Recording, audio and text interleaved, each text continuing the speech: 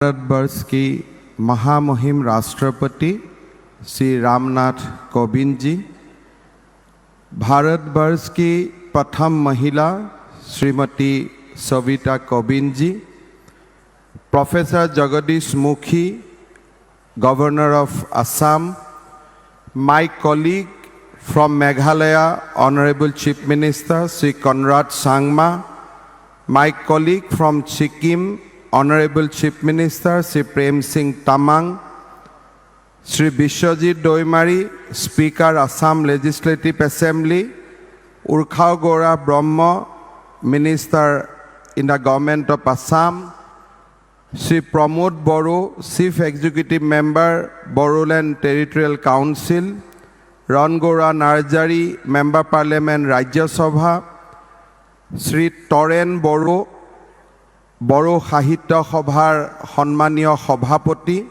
Sri Prasanto Boro, Boro Sahitya Sabhar Honmaniya Sadharan Sampadak, Sri Dipen Boro, Nikhil Boro Chhatra Santhar Honmaniya Sabhapati, উপস্থিত মোৰ অতিকে সন্মানৰ ৰাইজ, আইসকল, দেউতাসকল আৰু সুধীবৃন্দ, আজি আমাৰ বাবে এটা অত্যন্ত গৌৰৱ আৰু বিৰল মুহূৰ্ত। आप लोग को ये जान के बहुत ही गौरवान्वित आप लोग को महसूस होगा कि असम में असम साहित्य सभा, निखिल बड़ो साहित्य सभा, हमारा सारा कम्युनिटी का अपना अपना साहित्य सभा है, लिटरेरी ऑर्गेनाइजेशन है। लेकिन आज तक भारतवर्ष का कोई भी महामहिम राष्ट्रपति जी हमारे ये लिटरेरी ऑर्गेनाइजेशन का एनुअल कन्वेंशन से भाग लेने के लिए नहीं आया था। पहला बार मेरे लिए गौरवान्वित महसूस करता हूँ, हम सब आसामवासी गौरवान्वित महसूस करता है कि भारतवर्ष का महामहिम राष्ट्रपति रामनाथ कोविंद जी हमारा बीच आए। हाँ, ये भी सत्य है कि 1976 में आसाम साहित्य सभा का अधिवेशन में स्वर्गीय फखरुद्दीन अली अहमद जी आए थे, लेकिन वो आसाम का संतान थे। भारतवर्ष का महामहिम राष्ट्रपति का रूप में और जो आसाम का संतान नहीं, ऐसा एक रूप में श्री रामनाथ कोविंद जी पहला बार हमारा सामने आए हैं। मैं उनको सही दिल से दोबारा धन्यवाद देना चाहता हूँ। আজি আমাৰ বড়ো সাহিত্য সভাৰ 61তম অধিৱেশন, সংবিধানৰ 8ম শিডিউলত বড়ো ভাষা সন্নিৱিষ্ট হোৱাৰ লগে লগে বড়ো ভাষাই এক নতুন ৰূপত ভৰি দিছে আৰু চাৰিওফালে বিকাশ আৰু প্ৰগতিৰ দিশত আগবাঢ়িছে। বড়ো ভাষাক সংবিধানৰ 8ম অনুসূচীলৈ আনিবৰ বাবে বড়ো জাতিয়ে বিভিন্ন ধৰণে ত্যাগ আৰু কষ্ট স্বীকাৰ কৰিছিল। আজি সেই ত্যাগ আৰু কষ্ট স্বীকাৰ কৰা প্ৰতিগৰাকী মনীষীলৈ মই শ্ৰদ্ধা জনাইছোঁ। साथ में मैं ये भी जोग करना चाहता हूँ कि जब बोडो भाषा को संविधान का 8म अनुसूची में लाने का प्रयास चल रहा था, उस समय हमारे राष्ट्रपति महामहिम रामनाथ कोविंद जी ने बहुत बड़ा योगदान दिया था। इसलिए मैं महामहिम राष्ट्रपति जी को दोबारा अभिनंदन करना चाहता हूँ। आजिर পৰা प्राय 6 দশক পূৰ্বে অসমৰ এটা অন্যতম বৃহৎ জনগোষ্ঠী বড়োসকলে নিজৰ ভাষা সাহিত্যৰ সৰ্বোচ্চ অনুষ্ঠানটি গঢ়ি তুলিছিল। বড়ো সাহিত্য সভা নামৰ এই অনুষ্ঠানটিৰ উদ্দেশ্য আছিল বড়োসকলৰ ভাষা আৰু সাহিত্যৰ বিকাশ। ভাষাবিদ পণ্ডিতসকলৰ মতে তিব্বত চীনীয় ভাষা গোষ্ঠীৰ তিব্বত বৰ্মী শাখাৰ আটাইতকৈ উল্লেখযোগ্য শাখাটো হৈছে অসম বৰ্মী শাখা। এই শাখাৰ দুটা প্ৰধান ভাগ হৈছে বড়ো, নগা আৰু কুকি চীন। বড়ো নগা শাখাৰ ভিতৰত এটা অন্যতম শক্তিশালী আৰু প্ৰধান ভাষা হৈছে বড়ো ভাষা। বড়ো ভাষা আৰু সাহিত্যৰ বিকাশৰ বাবে 1952 চনৰ 16 নৱেম্বৰত গঠন হোৱা বড়ো সাহিত্য সভাই এক দীঘলীয়া পৰিক্ৰমাৰ মাজেৰে আগবাঢ়ি বড়ো সাহিত্য সংস্কৃতিৰ বিকাশৰ বাবে নিৰলস প্ৰয়াস চলাই আহিছে। আজিৰ এই শুভ মুহূৰ্তত বড়ো সাহিত্য সভাৰ প্ৰথমগৰাকী মাননীয় সভাপতি জয়ভদ্ৰ হাগজেৰ আৰু সাধাৰণ সম্পাদক সোণাৰাম থাউচেন ডাঙৰীয়ালৈ মই শ্ৰদ্ধা আগবঢ়াইছোঁ। আমাৰ ৰাজ্যখনৰ বিভিন্ন জাতি জনগোষ্ঠীৰ হ'ল বসতিস্থলী। এই জাতি জনগোষ্ঠীৰ সুৱদী সুৰীয়া ভাষাসমূহে বৃহত্তৰ জাতিক বৰ্ণিল কৰাই নহয়, আমাৰ সামগ্ৰিক সত্তাকো অনন্য মাত্ৰা আৰু আয়তন প্ৰদান কৰি আহিছে। প্ৰতিটো সৰু বৰ জাতি জনগোষ্ঠীৰ ভাষা সাহিত্যৰ বিকাশ অবিহনে আমাৰ সামগ্ৰিক বিকাশ নহয়। সেয়ে এনে প্ৰতিটো জাতি জনগোষ্ঠীৰ ভাষা সাহিত্যক সংৰক্ষণ সমৃদ্ধি আৰু বিশ্বমুখী যাত্ৰাৰ অৰ্থে আমি পূৰ্বতকৈ অধিক প্ৰণালীবদ্ধ গতিৰে আগবাঢ়িব লাগিব। নিখিল বড়ো সাহিত্য সভাকে ধৰি ভাষা সাহিত্য সভাৰ সাধনাত ব্ৰতী সাহিত্য সংগঠনসমূহৰ এই দিশত দায়িত্ব অপৰিসীম। সাহিত্য সভাসমূহে ভাষা সাহিত্যৰ বিকাশৰ উপৰিও সাংস্কৃতিক আদৰ্শৰাজিও জনমানসত প্ৰচাৰ আৰু প্ৰসাৰ কৰিব লাগিব। আমি আমাৰ শক্তিশালী জাতি সত্তাসমূহক বিকশাই তুলিব লাগিব সাহিত্যৰ মাজেৰে। মই আশা কৰিছোঁ সাহিত্যৰ চাৰিবেৰৰ মাজতে অকল সাহিত্য সভা সীমাবদ্ধ হৈ নাথাকে। সাহিত্যৰ বিকাশ আৰু উত্তৰণ ঘটে সাহিত্যৰ প্ৰসাৰণৰ ওপৰত। এই প্ৰসংগত সাহিত্যৰথী লক্ষ্মীনাথ বেজবৰুৱাদেৱৰ কিছু কথা মোৰ মনলৈ আহিছে। জাতীয় সাহিত্য আৰু জাতীয় উন্নতি শীৰ্ষক এটা লেখাত বেজবৰুৱাদেৱে অভিমত ব্যক্ত কৰি কৈছিল, যি সাহিত্যই যি ভাষাই নিজক সংকুচিত নকৰি গাৰ চাৰিওফালে দুটৰ পৰিয়াকৈ গাধৰ চকুৱা নিদি চলিছে, সেই ভাষা সেই সাহিত্য বৃদ্ধিপ্ৰাপ্ত হৈছে আৰু যি তাৰ ওলোটা বাটে চলিছে সি নিধনপ্ৰাপ্ত হৈছে। এফালে ইংৰাজী ভাষা সাহিত্য আৰু আনফালে সেই দুখৰৰ লেটিন গ্ৰীক ভাষালৈ চালেই এই কথা বোধগম্য হয়।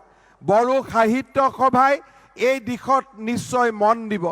বড়ো সাহিত্য আৰু সংস্কৃতিক এটা গণ্ডিৰ মাজত আবদ্ধ নাৰাখি এই ভাষা সাহিত্যৰ বুৱতী ধাৰাক আমি ববলৈ দিব লাগিব আৰু এই ভাষা সাহিত্যক বিকাশৰ পৰকাষ্ঠালৈ লৈ যাব লাগিব। বড়োসকলৰ নিকটতম সহোদৰ তথা প্ৰতিবেশী হিচাপে বসবাস কৰি অহা অসমৰ অন্যান্য ভাষাভাষী জনগোষ্ঠীসমূহৰ সৈতে বড়োসকলৰ সম্পৰ্ক প্ৰাগ ঐতিহাসিক কালৰে পৰা বৰ্তি আহিছে। সহস্ৰাধিক বছৰ ওচৰা ওচৰিকৈ বসবাস কৰাৰ ফলত বড়োসকলৰ অনুপম সাংস্কৃতিক উপাদানবোৰ অন্যান্য সংস্কৃতি বিশেষকৈ বৃহত্তৰ অসমীয়া সংস্কৃতিৰ ক'ব নোৱাৰাকৈ অংগীভূত হৈ পৰিছে। মহাপুৰুষ শ্ৰীমন্ত শংকৰদেৱে বৃহত্তৰ অসমীয়া সংস্কৃতিটোক গঢ় দিবলৈ যাওঁতে অসমৰ জনজাতীয় সমাজবোৰৰ পৰা কেনেকৈ তেওঁ বৰ অসমীয়া জাতিৰ উপাদানবোৰ সংগ্ৰহ কৰিছে সেয়া এক মনোৰম বৰ্ণনা। লালুং কছাৰীয়ে তেওঁলোকৰ সমূহীয়া উপাসনা কৰা গৃহক বৰঘৰ বোলে। শংকৰদেৱে নামঘৰ এই বৰঘৰৰ আৰ্হিতে সজাইছে বুলি একাংশ পণ্ডিতে মত পোষণ কৰিছে। কোনোৱে অৱশ্যে শংকৰদেৱৰ এই পৰিকল্পনাত মিচিংসকলৰ মুৰংঘৰৰ বৈশিষ্ট্য আছে বুলি উল্লেখ কৰিছে। কীৰ্তন ঘৰৰ মূল লাই খুঁটাটোৰ বোলাৰ পৰম্পৰা আহোমৰ পৰা আহে। তিৱা জনপ্ৰিয় বাদ্য লুডাংখ্ৰামৰ লগত খোলৰ সাদৃশ্য আছে। তেনেদৰে দবাও জনজাতীয় ঐতিহ্যৰ এবিধ বাদ্য। নাটকৰ সূত্ৰধাৰৰ পাগুৰিটো জয়ন্তীয়া পৰম্পৰাৰ পৰা অহা বুলি পণ্ডিতসকলে অনুমান কৰে। বৰগীতৰে শংকৰদেৱে সৃষ্টি কৰা স্বকীয় আৰু অনন্য সংগীতৰ ধাৰাত জনজাতীয় সুৰৰ মিশ্ৰণ ঘটিছে। শংকৰী নৃত্যৰ গায়ন বায়নৰ পৰম্পৰা সোণোৱাল কছাৰীৰ পৰা অহা। এই নৃত্যত বড়ো, কাৰ্বি, মিচিং, জয়ন্তী আদিৰ হস্তপদ সঞ্চালনৰ মুদ্ৰা দেখিবলৈ পোৱা যায়। বড়ো আৰু অসমীয়া ভাষাৰ ঐতিহাসিক সম্পৰ্ক গঢ়ি উঠিছিল বিভিন্ন আদান প্ৰদানৰ জৰিয়তে। আবহমান কালৰ পৰা সামাজিক জীৱনত এই আদান প্ৰদান অতি নীৰৱে দুইখন সমাজৰ মাজত চলি আছে আৰু চলি থাকিব। ভাষাৰ ক্ষেত্ৰতো বড়ো ভাষাৰ ভালেমান উপাদান অসমীয়া ভাষাত থকাৰ কথা পণ্ডিতসকলে উল্লেখ কৰিছে। ডক্টৰ বাণীকান্ত কাকতিয়ে তেখেতে Assamese its formation and develop নামৰ গ্ৰন্থখনত এই সম্পৰ্কে দীঘলীয়া আলোচনা দাঙি ধৰিছে। তেওঁ কৈ গৈছে, নামৰ আগত দ্বিযুক্ত নদীৰ নামবোৰ যেনে দিখৌ, দিক্ৰং, দিচাং আদি নদীবোৰৰ নাম বড়ো মূলৰ। তেনেদৰে হাজো, হাকামা, বিহামপুৰ আদি বড়ো মূলৰ ঠাইৰ নাম। আনহাতে অসমীয়া ভাষাৰ বহু শব্দৰ আদিৰূপ বড়ো কছাৰীসকলৰ লোক সংস্কৃতিৰ মাজত বিচাৰি পোৱা যায়। বড়োসকলৰ খেৰাই পূজাৰ ভিতৰতে আৰু গীতবোৰৰ মাজতো তদ্ৰূপ লোক সংস্কৃতিৰ উপাদান পোৱা যায়। ভৈয়ামৰ কৃষিজীৱী সম্প্ৰদায়ৰ মাজত সংস্কৃতিৰ একতা আনি দিছিল নাঙলৰ ব্যৱহাৰে। বড়োসকলৰ নাঙলক নাংগল বোলে। বড়ো আৰু অবড়ো অসমীয়া খেতি বাতিৰ সঁজুলি, ঘৰ সজাৰ প্ৰণালী, তাঁতশাল আৰু ঘৰুৱা জীৱনত আমি সম্পূৰ্ণ মিল দেখিবলৈ পাওঁ। বড়ো ভাষাৰ শব্দ ভাণ্ডাৰ আৰু সাংস্কৃতিক উপাদানসমূহে আমাৰ বৃহত্তৰ সমাজ সংস্কৃতিক চহকী কৰাৰ লগতে আমাৰ অসমীয়া ভাষা আৰু সংস্কৃতিৰ সাধকসকলেও বড়ো সমাজৰ সংস্কৃতিলৈ অতুলনীয় বৰঙণি আগবঢ়াইছে। ডক্টৰ প্ৰমোদ চন্দ্ৰ ভট্টাচাৰ্যী ডাঙৰীয়াই বড়ো জনগোষ্ঠীৰ উত্তৰণত ব্ৰতী হোৱা মহান অসমীয়াসকলৰ ভিতৰত অন্যতম। বড়ো ভাষাৰ বৰ্ণনাত্মক বিশ্লেষণৰ জৰিয়তে তেখেতে অসমৰ ভাষাতত্বৰ অধ্যয়নত অনন্য অৱদান আগবঢ়াইছে। 1964 চনত তেখেতে ডক্টৰ বাণীকান্ত কাকতিৰ অধীনত a descriptive analysis of Bodo language বিষয়ক গৱেষণা সম্পাদন কৰি গুৱাহাটী বিশ্ববিদ্যালয়ৰ পৰা ডক্টৰেট ডিগ্ৰী পাবলৈ সক্ষম হৈছিল। অসম চৰকাৰৰ দ্বাৰা স্থাপিত আনন্দৰাম বৰুৱা ভাষা কলা কৃষ্টি সংস্থায়ো বড়ো, অসমীয়া, ইংৰাজী অভিধান প্ৰণয়ন কৰি অসমীয়া ভাষাৰ পৰা বড়ো ভাষালৈ আৰু বড়ো ভাষাৰ পৰা অসমীয়া ভাষালৈ অনুদিত গ্ৰন্থ প্ৰকাশৰ দিশত গুৰুত্বপূৰ্ণ ভূমিকা গ্ৰহণ কৰিছে। ৰাজ্য চৰকাৰে এই দিশত সম্পূৰ্ণ সহযোগিতা আগবঢ়াইছে। বড়ো ভাষাৰ দৰে আন জনগোষ্ঠীৰ ভাষা, কলা, কৃষ্টি, সংস্কৃতিকো আগবঢ়াই লৈ যাবলৈ অসম চৰকাৰে আমাৰ ভাষা গৌৰৱ আঁচনিৰ জৰিয়তে বিভিন্ন দিশত ৰাজ্য চৰকাৰে আমাৰ ভাষা সাহিত্যৰ অনুষ্ঠানবিলাকক সহায় কৰি আহিছে। যোৱা কেইটামান দশকত বড়ো সাহিত্য সভাৰ উদ্যোগত বড়ো সমাজে বিশেষকৈ শৈক্ষিক উত্তৰণ আৰু বৌদ্ধিক উত্তৰণত যি অগ্ৰসৰভাৱে আগবাঢ়িছে সি সকলো জাতি জনগোষ্ঠীৰ বাবে প্ৰেৰণাৰ প্ৰতীক। বড়ো সাহিত্য সভাৰ উদ্যোগতে অসম চৰকাৰে ট্ৰাইবেল লেংগুৱেজ ডাইৰেক্টৰেট আৰম্ভ কৰিছিল আৰু বড়ো সাহিত্য সভাই বড়ো জনগোষ্ঠীৰ লগতে অসমৰ আন জনগোষ্ঠীয় ভাষা কলা কৃষ্টিৰ ক্ষেত্ৰতো বিকাশৰ ক্ষেত্ৰতো বৌদ্ধিক নেতৃত্ব গ্ৰহণ কৰি আহিছে। মই আজিৰ এই অনুষ্ঠানত অসমবাসী ৰাইজৰ হৈ বড়ো সাহিত্য সভাক তেখেতসকলৰ যি গৌৰৱময় ভূমিকা তাৰ বাবে মই ধন্যবাদ আৰু কৃতজ্ঞতা জ্ঞাপন কৰিছোঁ।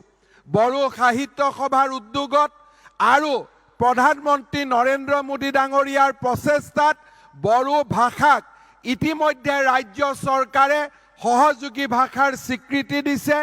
আজি বড়ো ভাষাই সংবিধানৰ ৮ম শিডিউলত উজ্জ্বল নক্ষত্ৰৰ দৰে জিলিকিছে। ক্লাছ 10লৈকে বড়ো মিডিয়ামৰ বিদ্যালয়সমূহ স্থাপন হৈছে। আজিৰ সভাতে মই অত্যন্ত গৌৰৱ ভাবেৰে অসম চৰকাৰৰ হৈ ঘোষণা কৰিব বিচাৰিছো যে এতিয়াৰ পৰা ক্লাছ 11 আৰু 12তো বড়ো মিডিয়াম প্ৰৱৰ্তন কৰাৰ ব্যৱস্থা কৰা হ'ব। মই ভাবো যে সিলেক্টেড স্কুলত আমি লাহে লাহে 11 আৰু 12ত বড়ো ভাষাক প্ৰৱৰ্তন কৰাৰ লগে লগে স্নাতক আৰু স্নাতকোত্তৰ পৰ্যায়লৈও বড়ো ভাষাক লৈ যোৱাৰ পথ মুকলি হ'ব। ইয়াৰ লগে লগে আজিৰ এই 61তম অনুষ্ঠানত মই ৰাজ্য চৰকাৰ হৈ অত্যন্ত বিনম্ৰতাৰে সৈতে বড়ো সাহিত্য সভাৰ জিলাসমূহত বড়ো সাহিত্য সভাৰ কাৰ্যালয় স্থাপনৰ বাবে প্ৰতিটো জিলাত কাৰ্যালয় নিৰ্মাণৰ বাবে মই 50 লাখ টকাকৈ এটা অনুদান আগবঢ়াইছো, য'ত নেকি বড়ো ভাষা কোৱা লোক আছে, য'ত বড়ো জনগোষ্ঠীৰ লোক আছে, সেই প্ৰতিখন জিলাতেই একোটাকৈ বড়ো সাহিত্য সভাৰ কাৰ্যালয় হ'ব আৰু সেই কাৰ্যালয় নিৰ্মাণৰ বাবে ৰাজ্য চৰকাৰে প্ৰত্যেক বছৰতে 3 বছৰত সমাপ্ত হোৱাকৈ 50 লাখ টকাৰ বৰঙণি আগবঢ়াব। ইয়াৰ উপৰিও আজিৰ সভাতেই বড়ো জনগোষ্ঠীৰ ভাষা সংস্কৃতিৰ কাম কৰি যাবলৈ আমি আগবঢ়োৱা আগত আৰ্থিক সাহায্যৰ উপৰিও বড়ো সাহিত্য সভাক আৰু 5 কোটি টকাৰ এটা ৰিভলভিং ফাণ্ড দিয়াৰ কথাও মই আজিৰ সভাতে ঘোষণা কৰিবলৈ পাই गौरव अनुभव करिसु। फिर मैं एक बार भारतवर्ष की महामहिम राष्ट्रपति रामनाथ कोविंद जी को धन्यवाद देना चाहता हूं। अति कम समय में राष्ट्रपति जी ने दोबारा असम आने का कष्ट किया। पहले लासित बोरफुकन का 400 जन्म जयंती समारोह में राष्ट्रपति जी हमारा बीच में आया था। आज दोबारा बड़ो साहित्य सभा का अधिवेशन में राष्ट्रपति जी आके असम वासियों को गौरवान्वित किया है। मैं रामनाथ कोविंद जी को, महामहिम राष्ट्रपति जी को मैं दोबारा धन्यवाद देना चाहता हूं। पहले असम में कोई भी राष्ट्रपति 2-3 महीना में दोबारा आने का कष्ट नहीं किया था। असम वासी हमेशा आपका ग्रेटफुल रहेगा। और मैं आज सभा का ये बहुत ज़्यादा प्रासंगिक नहीं है, फिर भी मैं ये बताना चाहता हूँ। राष्ट्रपति जी काजीरंगा में रहा था एक रात। काजीरंगा में राज्य सरकार के ने एक प्रचेष्टा शुरू किया था कि एक एलिवेटेड कॉरिडोर बने, जहाँ से जानवर लोग फ्लड बाढ़ से अपना प्रोटेक्शन मिल सकता है। राष्ट्रपति जी एक रात काजीरंगा में रुका और राष्ट्रपति जी जाके नितिन गडकरी जी को बोला कि एलिवेटेड कॉरिडोर काजीरंगा में होने से अच्छा है। मैं खुशी दिल से बोलना चाहता हूं कि महामहिम जी का रिक्वेस्ट का बाद भारत सरकार ने काजीरंगा में एक 22 किलोमीटर लंबी एलिवेटेड कॉरिडोर परियोजना को स्वीकृति दिया है, जिसका कारण हम हमेशा राष्ट्रपति जी का ऊपर ग्रेटफुल रहेगा। पुनः आप लोग सबको धन्यवाद देना चाहता हूं और आप लोग को सबको प्रणाम करते हुए मैं मेरा वाणी का विराम देता हूं। बहुत बहुत धन्यवाद।